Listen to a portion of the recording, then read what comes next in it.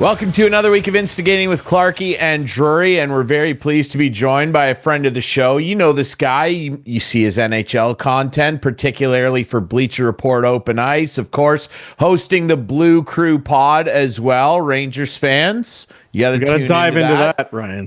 He's a betting expert, too. We will dive into that. Don't worry. Our friend Jonny Lazarus is back on the pod. John, how are you, man? I'm going to be fully transparent. I apologize off the hop for changing the time on you guys last night, so I appreciate you being so accommodating with me tonight. Dude, we appreciate your time because, as everyone can tell, what I just rattled off there, you're a busy guy. You're also doing college analysis as well on NESN still, and we'll dig into that as well because that's been a hot topic, college hockey up here north of the border. But let's start, Laz, obviously, with the Four Nations face-off. We know what the teams are now officially. And I'm genuinely curious, what your take is on the American roster. Is it basically what you figured it would be? Are there some guys missing that you would rather have on it? What's your take? Yeah, I mean, listen, I think I've been pretty vocal that I would have loved to see Tage Thompson on there. He's a friend of mine too, but remove the friendship. I still think he belongs there. And listen, I have so many mixed emotions about the Four Nations because, I love international play, but I'm also or at least I was under the impression that this was a way to truly, grow the game, right? An opportunity to grow the game. And international hockey always does that. So I'm not saying they're not doing that, but in doing that, you want the brightest young stars to be on display. The fact that Bedard's not on Canada and he gets all the attention in the world every single night and you're not going to put him on this stage. I just think that's a huge miss. And I'm not saying Tage Thompson is Bedard, but when it comes to young Americans, Tage is certainly, one of a kind, right? He's 6'7", has the most skill for a big guy that I've probably ever seen, at least in this era. He scores goals, he's flashy, he's got personality, he does it all, and I just think keeping him off is just just the wrong way to go about it. Same thing with Cole. Cole's such a good personality too, so fun, so bright, scores goals, and keeping those guys off is just, I don't want to say rubs me the wrong way, but I feel it's just a missed opportunity to have true good talent and personalities highlighted that won't be. And they're not happy in Montreal about Cole, that's for sure. But who cares? I don't care about Montreal fans, quite frankly. So yeah, well, but Clarkey, I agree. Tage Thompson and Cole Caulfield were the two guys that really stuck out for me. What about John Carlson? If I can be biased for a second, I don't understand why John Carlson's not zero caps, right? I saw that today. 0 caps on all 4 teams. And I don't care necessarily that some of the other guys didn't make it. But Tommy Wilson should be there too, quite frankly. Yeah, because honestly, play is going to be very important in this tournament. I understand that, honestly. If you were gonna, ask me who I'd rather have there off the Caps for Canada, I would rather have Dylan Strome there. But there was talk about Tom Wilson. But when it comes to the American side, Cole Caulfield and Tage are the two guys that really stick out to me. And Laz, I wonder if, based on what you said there, that there's maybe still too much of an old school mentality when it comes to these international tournaments sometimes. Well, there's also, as you guys know, there's a lot of politics involved in hockey also. Yeah. Right? So I was actually surprised that if they were going this route, that Patrick Kane and Jonathan Quick weren't on there. Those are two of the best American-born players in their position of all time, and probably their last opportunity to wear their country's sweater. If you're going to go older veteran, how are you leaving those guys off? And I don't know, I know, for Canada, John Cooper's the coach, right? So you got 3 Tampa Bay Lightning guys on there, and people can have their say and whatnot. And I think that's why, Kreider gets in, because Chris Drury's, one of the GMs, I think, with Team USA. Hockey's it's a political sport, and sometimes the relationships matter in these kinds of decisions. And I think we're kidding ourselves if we don't think that's true, right? Well, how do you feel going into this, Laz? With not every country represented, are you? Yeah. It's it's not like real the poor best on man's best, Clarkey. No, I know. That's my point. Like, I'm sure we'll get into it, and especially if it's a Canada-US final, we'll get into it. But going into it, I'm not pumped about watching it. Like, I really am not. So I'm pumped. I'm pumped to watch it just because, I mean, listen, you're going to have Crosby, McDavid, McKinnon, Makar on the same team. Like, that's going to be sick. Mm-hmm. So I'm pumped to watch it.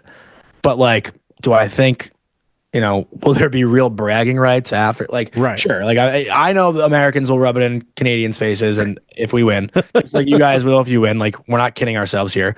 But I'm not going to, like, sweat it out, you know? Yeah. And to that too, like, I'm more concerned about how the New York Rangers do this season than how Team USA does in the Four Nations. Like, I'll be watching those games, praying to God that nobody gets hurt. Like, that's really where my mindset is for the Four Nations. But to build some more excitement about it, I'd much rather watch these four teams go at it than watch another skills competition or meaningless 3-on-3 All-Star game. Oh, so no doubt about that. You're going to replace the All-Star game with this, by all means, do it. Yeah, no doubt about that. Let's dive in. If there's anything that I'm worried about in this tournament, it's got to be the Canadian goaltending. Like, it is unbelievably bad. It really is. Like, they didn't take my guy Logan Thompson. I know. They took a Montreal Canadian. Like, I'm sorry, but Montembeault is Brodeur. He's not good. He's not a good goalie. Like, this guy better not even see the bench. Who's like running Team Canada? Doug Armstrong, I think, is involved. Don Sweeney is the GM of this. Armstrong's more on the Olympic side, but he's still involved. And then obviously John Cooper's head coach. But it's mostly the brainchild, this roster of Don Sweeney. I'm trying to think, like,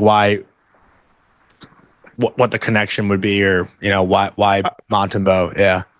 I don't have that answer. Idea. Yeah, I don't think any of us do. I have no idea. But I think what it really speaks to, Clarkey, and I mean, I'm not being unique here or throwing a new thought out, is like the state overall of our nation's top end goaltending. Like, that's what I'm getting at. Yeah.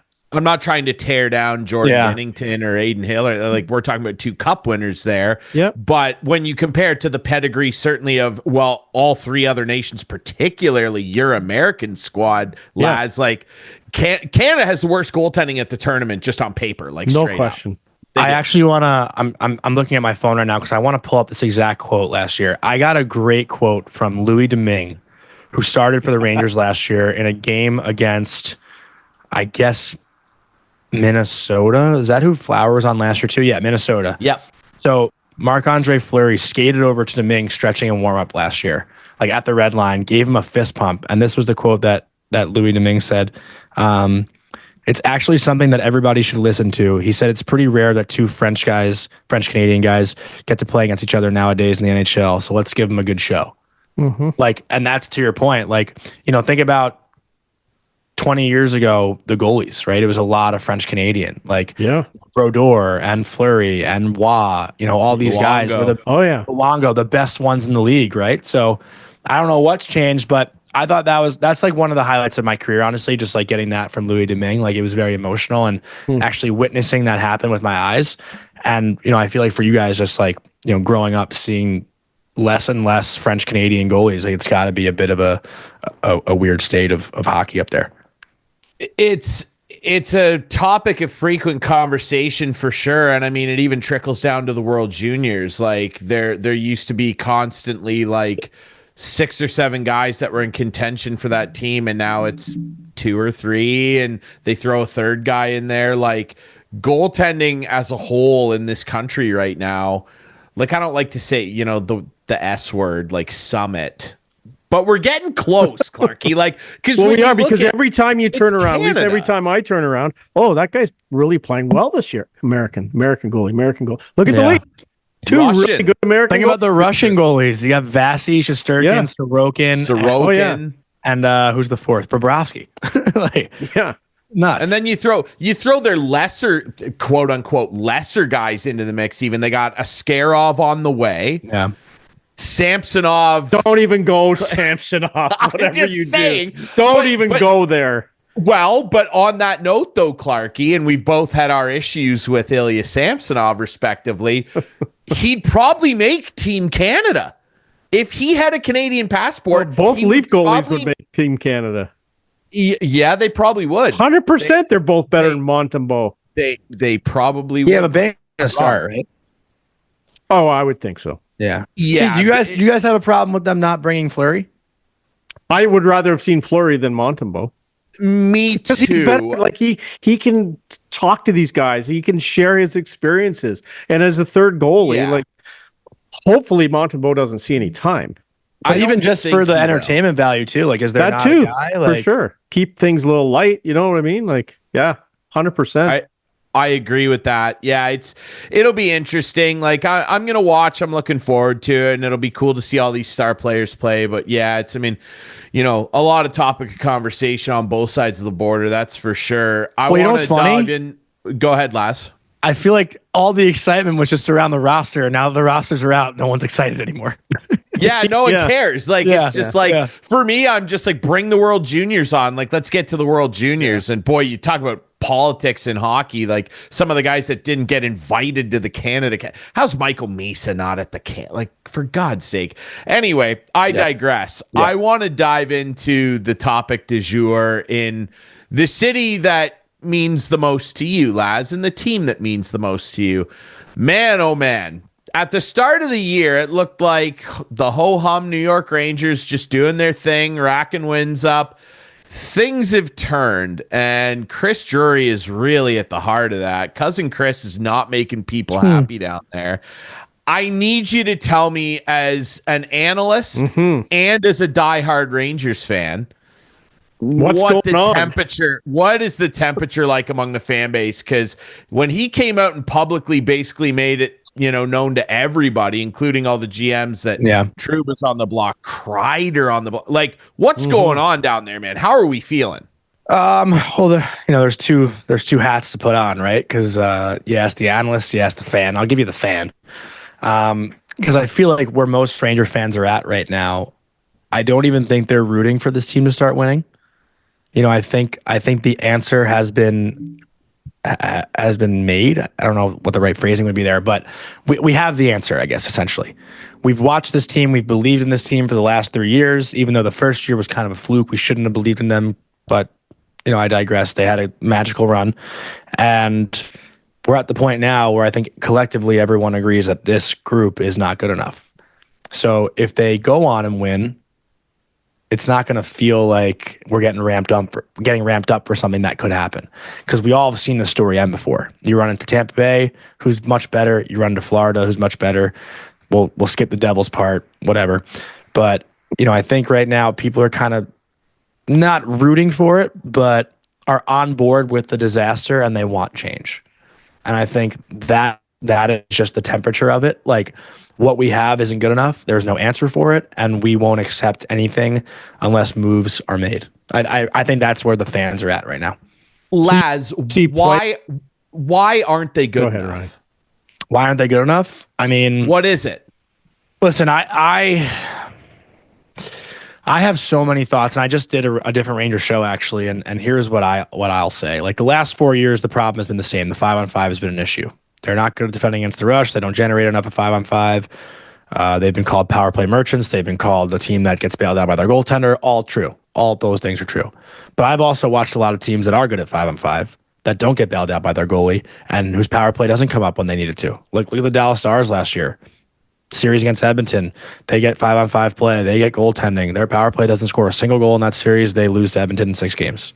So not many teams can have it all, right? And listen, when it comes down to it, I think I'd much rather have a team's power, or a team who has a power play that I can count on, that can come up in a big moment to score and win a game or tie a game or just keep themselves alive, and a goalie that can make the save when you need it most. I'll die on that hill that I'd rather have that. I think, like, you see it on both sides, and it's just. It's now the conversation is like, if we don't sign Igor, we're going to round out a better team, but then who knows what we'll have in net. Like, there's all these different things going on right now. But back to your main question, the reason why they're not good simply right now is just they're not executing. Like, we've seen this team last year. They're not a much different team. Like, we know what they're capable of, but in their minds right now, something's not right. It's more of a mental issue, I think, than a physical issue. Sure, they're a little bit slower than most other teams. We saw that against the Devils, but at the end of the day, right now, things just aren't clicking mentally. Like, when have you seen Chris Kreider in a 2-on-0 just lose the puck? Something's going on, right? Yeah. What is going on? Yeah, because you guys want like President's Trophy winners last year, right? I don't think anyone has the answer though, Clarkey. Like Peter Laviolette. I don't think he has the answer either. Well, then maybe it's time to move on. We got to be better. We know we got to be better. Well, how? What? Who? Right? No one has that answer. No one said it. Yeah. The only answer is we got to trade everybody. That's the only answer we're coming up with. Yeah, it's strange too, and like I don't mean to bag on the guy because I mean, yes, there's a biased bad taste in my mouth from when he was coaching my favorite team. This is a trend with Lavi though. I agree. Lavi will go to a place and he'll have a real hot first, call it 15 months. Yeah. And then he won a cup, and I believe in Carolina when he did first that full back season. Yes, that was his first full season in Carolina. Yeah, you look at it and it's just there's a trend there too. But like the two guys that are getting all the attention obviously are Trouba and Kreider. Trouba, like there's been rumors for years that they've wanted to try and move him, but with Kreider, like I understand he's struggling right now. The whole team is. Like Laz, you're the big Ranger fan here. Like I wouldn't want to trade that guy. Yeah. Yeah, from the outside looking in, I can't believe either of those guys are on the block. Either of them? Well, Trouba makes sense. Trouba's a guy who I wouldn't want to play against, but listen. It's hard because I'm thinking of the 16-year-old me who watched Chris Kreider play at BC and, play in the World Junior and win a gold medal and then win a national championship and go join the Rangers in the 2012 playoffs and, be one of my favorite players as a kid. Watching every Ranger game now, there's a lot of games where Kreider, doesn't have the biggest impact on the game. Like, sure, he comes up in clutch moments. He scores big goals. He's never not produced in the playoffs. Mm-hmm. And that's the reason why you wouldn't want to trade him because, playoff history says that this guy comes up clutch. And it does. Mm-hmm. I think he might have like the second most goals in NHL history when in games facing elimination. I'm pretty sure that's a stat somewhere. We'll have to double check that after, but I'm pretty sure that's a stat. So when you think about playoffs, don't trade Kreider. But I was the one saying Tage Thompson should be on Team USA over Kreider. I think he's a much more well-rounded player. Like, sure, Kreider kills penalties too, but below the tops of the circles, like Kreider doesn't necessarily keep the cycle alive. He doesn't really create opportunities he's not much of a playmaker. He's great off the rush and he's good in front of the net in the power play. But every other aspect of the game, there are better options, there are. So I see it and I get it. And listen, his value right now is probably the highest on the team because he's a veteran guy who's been in big spotlights and has delivered. So if you're going to trade one guy, if one guy is easy to move. But then you get to the playoffs, you're going to say, where's Chris Kreider? Yeah, of course. But right? I'm sure, listen. Trade Panarin. Everyone, that's fine too. I think right now everyone I think right now is nobody's safe. Mm-hmm. I don't think anyone's safe. It's crazy. Laz, do you think this occurred to me to ask you earlier today? Do you think part of the reason that the 5-on-5 struggles are there and that the inconsistency is there and the inability to really push through and get to a cup final is there because of a lack of true star power down the middle of the ice? Like the Rangers, you look at them and we just rattled off a bunch of really great wingers, like Panarin, great winger, perennial all-star. Chris Kreider, same deal, playoff killer. Lafreniere starting to finally come on the wing. I like Mika Zibanejad. I like Vinny Trocheck. But when you look around even the Rangers division, when you compare their center ice to some of the other teams around them, particularly those dastardly Devils, they don't have that center ice guy, that big weapon down the middle that is the heartbeat of the team. Do you think maybe part of the reason? They did 2 years ago. 2 years ago, the conversation was Mika Zibanejad as a top 10 center in the NHL. And the last 2 years, he just hasn't produced. Like that's just real, right? Like 2 years ago, there was a conversation in New York, and I know it hasn't been good last year, and this year it's been, very, very negative. But 2 years ago, there was a conversation, like, sure, Igor was like unbelievable and elite in that 21-22 run. But the conversation from what I recall was this team goes as Mika goes. Like, he was the hot goal scorer. He scored, he scored, I think, like 4 goals in game 6 and 7 against Pittsburgh in that first round series. Like, he came up clutch.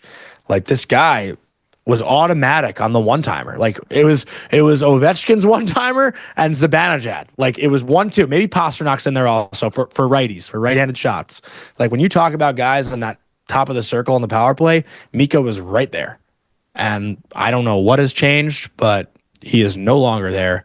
And that's tough. But I'm not going to sit here like Drury. It's a good question, obviously, and it's fair. But like, Vinny Trocheck's an all-star last year. Mika is not far removed from having a 41 goal season. Like, these are two guys that have done it. It's not like they're unproven. They're just not doing it right now. And Hedl is the one where, like, fully healthy, who knows? But he's had injury issues the last year and this year, and it's tough. But I do think at their best, these 3 centers are capable of it, but they have to be at their best. That's any team that wins a cup. You have to have those guys at their best at the right times. Like, that's truly what it is. What's going on with Shesterkin? Like, is the contract getting in the way of his play?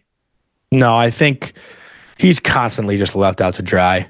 Like, that Devil game the other night, they score on he sure had a 2-on-1 a minute in.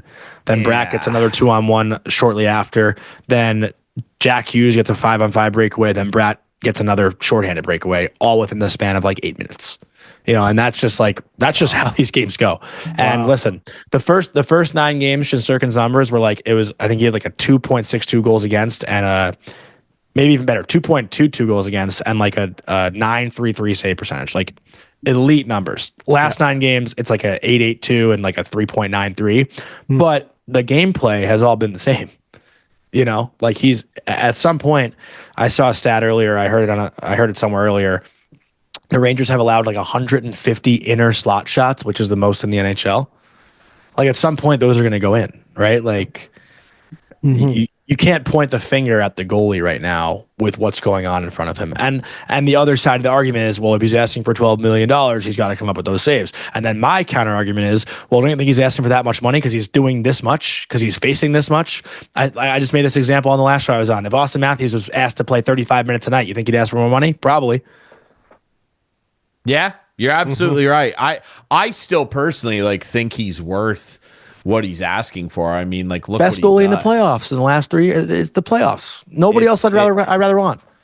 Yeah, and he has the highest high danger save percentage in the playoffs over the last 3 seasons too. Like, the dude carries his weight. Like, you can't say that he doesn't. Laz, quickly before we let you go. Yeah, I got 5.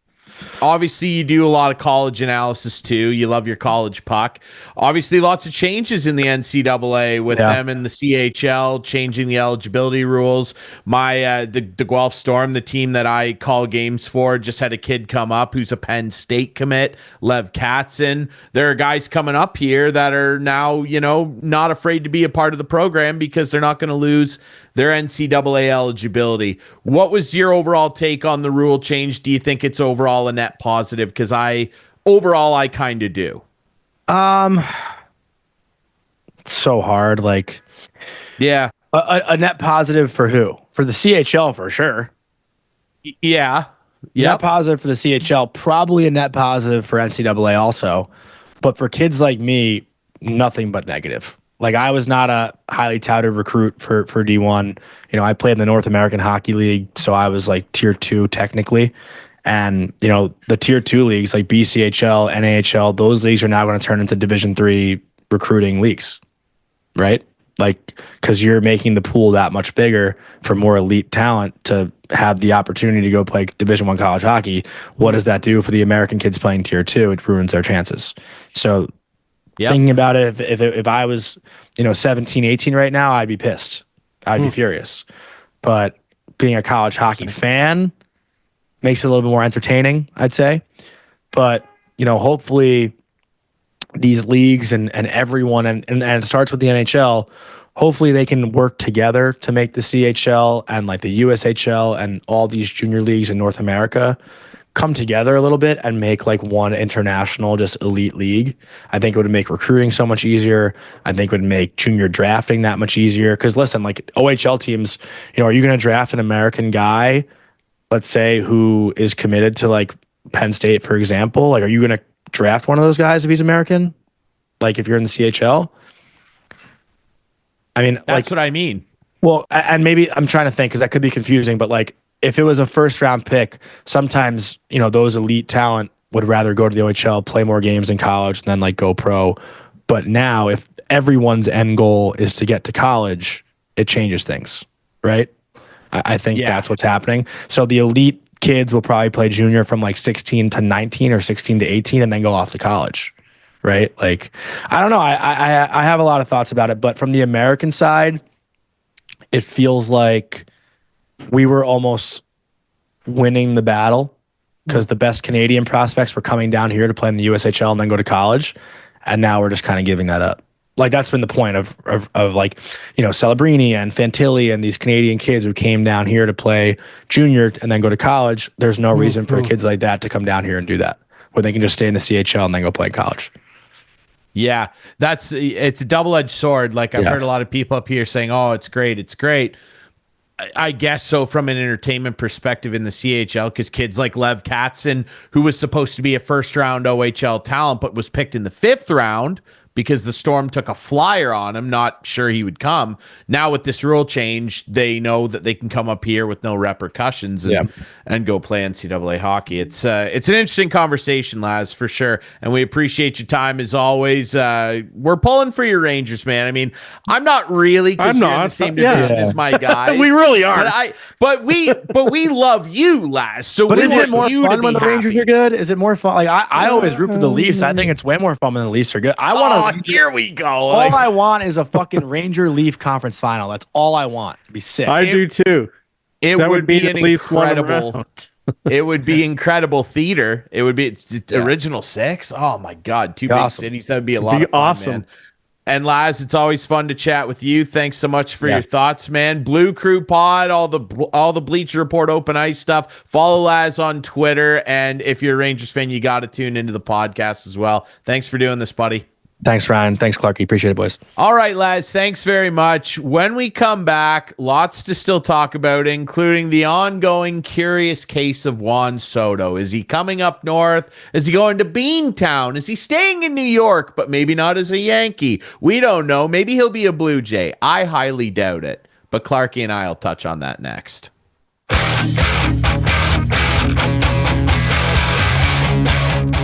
Wrapping things up this week on Instigating with Clarkey and Drury, and pleased to be back on the show here with lots more to chat about. A good hockey discussion, obviously. Lots of interesting stuff about the Four Nations and all by that. The way, I don't know. By the way. Yeah. What's up? I watched the show back last week. Can you tell me when I'm not looking at the camera? Like I'm like this the entire show. Are you sure? Yeah, I was. Are you sure? I'm like, did no one see this? I'm not saying you're the producer. I will make sure I definitely message you. Thanks, producer Adam. To be I can't make you the couch potato again this week, but like I guess I just wasn't looking at the camera, obviously. And it drives me crazy when I see podcasts when people, like even our guests, sometimes our guests aren't looking right at the camera, and it sort of drives me nuts. I did the whole show. Anyway. I didn't notice for a couple things. So like we do this show very segmented, right? We're obviously not, having the benefit of all being in a studio together. We're doing the show remotely. We always have, except for a few special occasions. So it's not like we can just, turn to you with a floor director and get your attention. No, but you know what I want you to do next time? In the middle of the show, just say, Clarkey, can you look at the camera? So looking off into space. Just say it during the show. Who cares? So there's the second part. Secondly, as much as you may think it is, because your name's first on the ledger. That's right. The show's not all about you, Clarkey. I don't look at you the entire time. Okay. Well, you must. Oftentimes when I'm talking. I'm looking at notes. I'm looking at guests. I'm looking at other stuff. I'm not staring down the pipe of your feedback. Okay. Now we have to. We sort of touched on this, I think, last week, or maybe we didn't. I can't remember at all. But like Snowmageddon was on the verge of happening, and then producer Adam, you have your mic on there. Yep. You got walloped first. Yes. Tell us your last. What was it? Last Saturday. It was Friday night into Saturday. And we got, we figure, there was 50 centimeters of snow in my driveway. Well, we figure about 60 to 70 centimeters of snow overnight. Yeah. Okay. Yeah. Okay. And how long did it take you to get your driveway and get your car uncovered? 7 hours with a 2-hour lunch break. Now, just think, and Ryan can talk about Listwell, but Listwell did not get what you and I got. We had like over 60 centimeters in Exeter. And today, which is what day is today? Wednesday, we're recording the show. Wednesday. Mm-hmm. I was tasked. Yesterday was my day off. And so today I had to clear off some vehicles. And I was tasked with 4 Escalades. Okay. Cadillac Escalades at HMP. Mm-hmm. And it took me about 3 hours to just get the snow off them. Dude, there was 2.5 feet of snow, hard packed, freezing cold snow on these vehicles. And it was finally we started them and let them run for about 45 minutes until they warmed up so we could push the snow off them. I believe it. Wow. And so that was 4. We have about 296 to go. Yeah, to make it worse, tomorrow we're supposed to get 50 or 60 more centimeters. As we record this, like it's I look out my window to my left here, like it's flurry galore. Like there's a lot of blowing snow, and it's setting us up for some nasty stuff. Like here in Grand Bend, honestly, like we got maybe 3-4 inches. That's it. Yeah, it's incredible. Like, yeah, it is. It just skirted us. It didn't go over top of us, which a lot of people think, but it actually just skirted us. But tomorrow we're supposed to get hammered here in Grand Bend as well with 30 to 60 centimeters of snow. I don't know if I'm making it to work tomorrow, but we'll see what tomorrow brings. Because 100-kilometer-an-hour winds to boot tomorrow. Yeah, that's more the issue. Scary part. Yeah, that's. And Adam, I'm going to send you. You're going to put in some. I want people to see what we had to deal with at the dealership with the cars. So, Adam, if you can roll that in. Oh yeah. So. Oh wow, anyway. We have like live footage and everything, or it's not live, but we have footage. Yes. We have footage. Like it's. They look like giant marshmallows. It's running right now. Yeah. I'd like to see that. Yeah. Wow, that's amazing. TV. Yeah. I'll say this, like we got a good reminder, I think, in this region of like just how crazy snow bands can be and lake effect pockets, because producer Adam, like we all heard about this last week. Oh, this big snowstorm's coming and 60 to 75. We remember the fiasco in Buffalo last year where I said there'd be like not even a foot of snow and there was like 4. So sometimes like I see these reports and I'm like, I work in a newsroom. We've got the Doppler. I'm like, I don't know. It's probably not going to be as bad as they say, right? And a lot of people think Adam, yeah. Oh, yeah, for sure. Like you're prepared for it, but I'm kind of always going like, oh no, like it's probably not gonna be that bad, right? And then producer Adam starts sending us these photos of his driveway on the Saturday, and I'm like, oh my god, that's and Hanover is 40 minutes from me, not far at all. And at that time in Listowel, like I could see blades of grass. Like we had, for sure, thinnest comforter of snow. I could see grass in my backyard. Get up on Sunday to head to the Guelph Storm Kitchener Rangers game, which will feature in the show a little later for a very good reason. And 2:00 puck drop. Kate and I leave at like 11:30. Hey, by the way, happy birthday to the Yes, Yes. happy birthday, Kate. birthday today. Happy I was birthday. gonna get to that. Thanks for stepping on my toes. Well, you mentioned her. I gotta mention it's her birthday. It's my lovely girlfriend Kate's birthday today. She's 33 years young. Very incredible. And we leave to go to the game. Same deal. It had lightly started snowing. Leave the Storm Arena around, 5:36 to come home. It's very bad out. Like, the conditions are bad, blowing snow, can't see in front of you.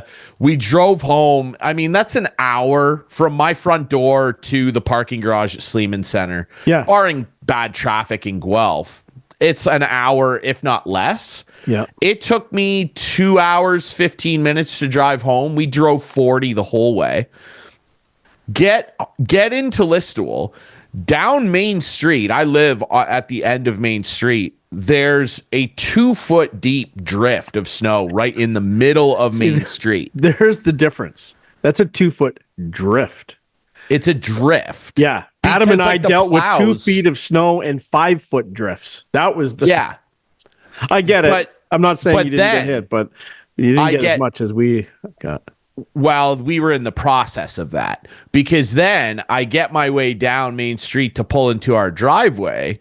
Can't do it. Right. And anyway, we and some good Samaritans that stopped, and my neighbors and landlord, because at my apartment, I live in a 4-plex here in town. We have one snow shovel sitting in the front foyer, and that was not going to cut it. So my landlord, Matt, shout out Matty Hutchison, he came over with a couple more. We ended up having to dig a giant rut into about 2 feet of snow in our driveway to get my car in. Generally, you're digging your car out. Right. I had to dig in. Yeah. Get in there, and by the time we had got my car in, the front entrance of the driveway had like 3 or 4 more inches of snow, and we had just shoveled it. Get up the next morning, and the cars are buried. Like Kate's car, we took my vehicle to the rink. Kate's car, it's an SUV. It was gone. Could not see it. It was absolutely wild, the amount of snow that fell. And here's a good other indication of just how wild these winter weather systems can be. Yeah. I was pretty on the fence yesterday, which was Tuesday, as we record this on Wednesday. I was pretty on the fence. I bought tickets to a concert in the summertime to go see one of my favorite bands ever, Under Oath, in Buffalo, New York. Nice. And I'm like, I don't know about this. The weather yesterday on Tuesday, bright sunny skies, clear, had no problem getting to Buffalo and back. Zero issue. The roads were beautiful. Yep. It was great. Thumbs up to the plow staff everywhere. It was great. Get to Buffalo, like get into like the Niagara region to cross the Peace Bridge. There is no snow there. No, you it's can't all find south. A flake. It's literally 5-10 minutes south of Buffalo. It's so crazy. That's the thing too. I text our buddy Dwayne Steinell of Two Goalies One Mike, who lives in Buffalo, and I said, Dwayne, my brother, what's the situation down there? Because I'm coming to a concert. What am I driving into? And he's like, dude, honestly, it's clear here. But you saw over the weekend at the Bills game again, they had to bring a crew in. But that's at Orchard Park. That's like 15 minutes outside the city. That's right. Loads of snow there. Buffalo proper and Tonawanda. That's right. Not a flake. No. Not a flake. Hey, I worked 20 minutes. I worked 20 minutes from Grand Bend. Yeah. And there's 2.5, 3 feet of snow difference. And there Adam's got it. Dude, this is unbelievable. Wow. That first picture there for our viewers here, that doesn't even look like a car dealership. No. Like, what even is that? You can't, that just looks like a hill. They're not trucks. They're Envisions on the left side there. And I think that's an Equinox on the right. But literally like 2.5, at least 2.5 feet of snow on top of the vehicle. And finally, the Escalade today, the last one, I probably should have done it on the first one, but I started pushing it and I'm like, oh, it's slipping off because they have sunroofs, right? Or moonroofs. So as they heat up, it melts and it gets slippery. And I'm like, oh, this is coming off. So basically what I did is I just gunned it and hit the brake and it just went all right off. True story. Absolutely true story.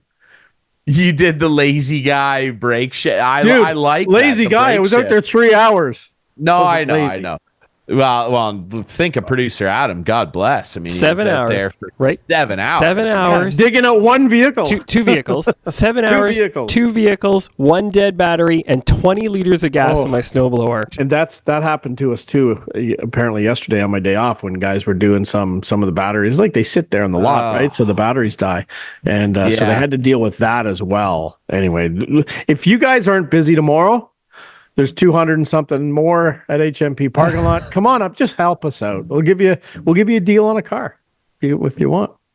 Yeah, I'll take a hard pass. You know, we're supposed to get another 40 centimeters in Hanover overnight, so I think I'll be dealing with my own driveway again. Could be. I'll tell you, man, like school cancellations, they're back in full force, brother. Oh, for sure. Like I have felt generally bad, like for kids over the last number of years, because like we're not used to getting smacked in the face by winter this early. And I know that's weird to say in December, but generally, like we've gone through a number of years here where we're like, are we gonna have a green Christmas? Yeah. Winter has just drop kicked us right in the face like a bad Jean-Claude Van Damme movie. Well, see, that's what happens when November is warm. The lakes stay warm. I'll give you a little weather lesson here. The lakes stay warmer than normal. Then all of a sudden, the cold air comes across the lake in December when it's typically colder. And the warm water from the lake, and boom, the squalls start. So, and then there's the cold front coming in tonight with 100-kilometer-an-hour winds. So, has your power been flashing off like for like 3, 4, 5 seconds at a time? Ours has in Grand Bend, and it's been a pain in the arse. Like it happened Monday night during the Leaf game, like 5 times. I'm like, I'm watching it on Prime, so you got to wait for your internet to load back up. You know what I mean? Like, anyway, that's a tough one for you. Yeah. They did a great job with that game again, too, our friends over at Prime. The quality of the broadcast, they're obviously really good. 4K, and I don't get 4K TSN or Sportsnet out here, so it's so disappointing when the game's on Sportsnet or TSN for the quality of the picture. Anyway, it looks insane. Yeah, absolutely. It does. Looks great. And Forsland is and everybody on there's doing a great job. Thank you for that weather lesson, Chris Walter Cronkite Clark. I really appreciate that. I am a can-worn weather spotter too, official. Like I have a card. I went to a seminar. You loser. Me too. Okay, there you go.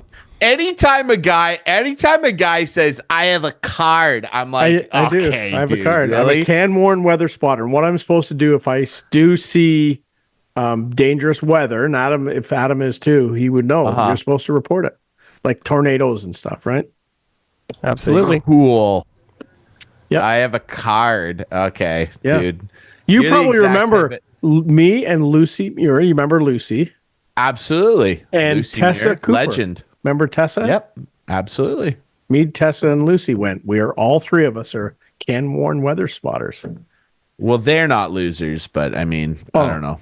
Thanks. Anyway, there you go. I trust their eye and judgment a little. Speaking of losers, Juan Soto going to be a Blue Jay? Dude, I can't even do this right now. I can't do this. I hear they're going after him full force. Oh yeah, the reports are flying out of Ross's propaganda machine over there on his Excel spreadsheet that the latest report is that the Blue Jays are prepared to outbid any other suitor for Juan Soto. Now the Jays, to give them a smidgen of credit, they have met with Juan Soto and Scott Boras. They sat down and met with him. They didn't fly him in? No, I believe they went to them. Okay. In New York or California, one of the two, wherever Boras is hitched up. And the Jays were the first team to meet with him and allegedly told him, we will outbid anybody for you. Then there was the report the Red Sox offered him 13 by 640. There's reports the Yankees and Mets are prepared to go to 7. We don't know. I can't even get myself behind these pipe dreams, man. Like, if it actually happens, great. But I don't know that will necessarily be a function, and maybe this is unfair on my part, Clarkey, of Ross Atkins and Mark Shapiro being brilliant front office people. It'll literally just be not at all. Thanks, Ed just Rogers. Going after the exactly. Here's some money. Like that's not being a good general manager at all. And I'm careful here because I understand that it will have obviously taken a bit of convincing. Like Juan Soto's not a bum. Like he's a World Series champion with Washington. Just lost a World Series with New York. Like the guy cares about winning and he performs well all the time. And he's a generational hitting talent. Like he gets on it's insane, his numbers. And he's 26. Like he's in the prime of his career. But even if they get him, like I look at this team and I'm like, I don't know. Right. Like, that's what I think really too. Looking at. Like, we're looking at basically we're like the Anaheim Angels with superstar. They had two. Kind of my worry, right? Like I look at it and I go like, okay, so it's Juan Soto, it's Vladdy, it's complete wild card Bo Bichette, and a bunch of kids. Right. I don't know. Like, do they have I don't a know catcher? what that is. Really. To me, they don't have a good catcher. Do they don't have a good catcher? Baseman? No.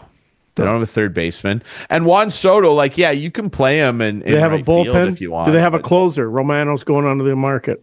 Don't have a closer. They need about 4, if not 5, bullpen arms. So is this going to be the repeat of last year? All systems go for Juan Soto. I think so. And then I think so. We didn't get Juan Soto. What do we do now? Oh no! They'll sign 3 38-year-olds. Right. Yeah. And they'll trade for, Devin Williams and pay him too much money and his arm will fall off. That's what'll happen. Yeah. That's what's going to happen. I hate that. I can't do this goofy reporting. Oh, the Jays are going to offer. Where do you think he realistically will go, Clark? I think he's going to be a New Met. York Mets. I think he's going to be a Met. I think, Mets are Yankee, Uncle Steve. I would say the Mets. Yeah. Yeah. I just have a Speaking of the Mets, feeling. maybe we can get Steve Phillips here and get rid of these two clowns. It won't happen. They just say, Chris, there's new cup holders at the Rogers Center. Yeah. Gilmore wants to take. Gilmore heard you saying that and was like, no, Chris, we can't get rid of these guys because there's new cup holders at the Rogers Center, and that's all that matters. I greatly got to use them when I went to the Rogers Center, and my cup almost spilled because the cup holders are at a weird angle anyways. But there's a difference between you and I. I'm not going to support this team. No, I know. But what on producer You're Adams? You're at bad angle. You can't. What is this? I've heard about Anglegate. It's called Anglegate among Jays fans. Fill me in. The cup holders are like at a weird angle. Evidence? I'd go have to look for a picture. I've got one. We could get some. Anglegate. I've heard from if I Google Anglegate right now, will I see it? Probably not. You're probably going to see something you don't want to see, honestly, if you Google Anglegate. I don't know, dude. Like, careful with your internet. Anyway, I just can't do this Juan Soto stuff. That reminds me of a story with Chuck Swirsky. Can I tell it, or maybe I shouldn't? Another time. Okay. We got to get into our couch potatoes. And I've been told, and we always generally let Clarkey go first. And I've actually been told by producer Adam that Clarkey had his couch potato in before I had mine in, which is a shocking development because, as we know, sometimes Chris... You're picking on me. Will get his couch potato in during the show, not even a minute before, like during the show. He'll pick Drurying the show. Drurying the show. I like that. Now, I want you to tell me about this well-prepared couch potato. Well, here's the only problem. It was so long ago. That's okay. Adam, just roll the viz. Because I got really involved with this and really wanted to watch as this unfolded. A daily... I think it was on Instagram or Twitter or something. But our buddy Bryson DeChambeau was trying to get a hole in one at his house. And it was fun to watch, quite frankly. I loved watching it time and time again. So the first day he did 1 shot. The second day he did 2 shots. The third day he did 3 shots. The fourth day he did 4 shots. 134 later, he got it. He got his hole in one. And look at the results of what he did. So 16 videos in total, 81.4 million views, 7 million likes, 450,000 new followers. And I was one of those 450. It would have been 449,999 if I didn't follow him. But here it comes. Yeah. Oh, there it is. 134th shot. Bounce, and the roll, and it's in. And look at him go. There he is. It's an awesome it's an awesome thing. I'll say this, like Bryson, like, have you ever seen a heel turn like back to being like a well-liked guy? Because when he first came onto the scene, like people were excited about him. Well, he pumped up a little. He did a Schwarzenegger, and people were kind of wondering how in 4 months' time he became this big behemoth. I like that he's kind of like opened himself up and turned himself basically into like a content creator. It's really cool. Yeah. I think so too. We got to get our buddy Ian Doig back on soon. He's back from Australia. Yeah, we need a rundown of that and talk about. Let's try next week. Tony Finau allegedly going to live. I don't like all this stuff. Tony, you know what it reminds me of? Remember the I hate it IndyCar circuit, and then all of a sudden, all these guys went over to IRL or whatever it was. Yep. Anyway. It's the same thing, and it lost me as a fan. It weakens the talent pool too, for sure. Yeah. All right. Yeah. So he's another positive one. 2 weeks in a row. Producer Adam, positive one last week. Bryson DeChambeau, a positive one this week. There you go. I like that. Who's on your docket? I have a positive one too, and I hate this. No, it's not. No, it's not. It's not Kate. It's not Kate. Kate's a legend, but she's not my couch potato. Okay, fine. And it's because, but it is something that she witnessed live feet away from me, and I'm gutted that this ended up coming in a losing effort, 3-2 in overtime to the Kitchener Rangers.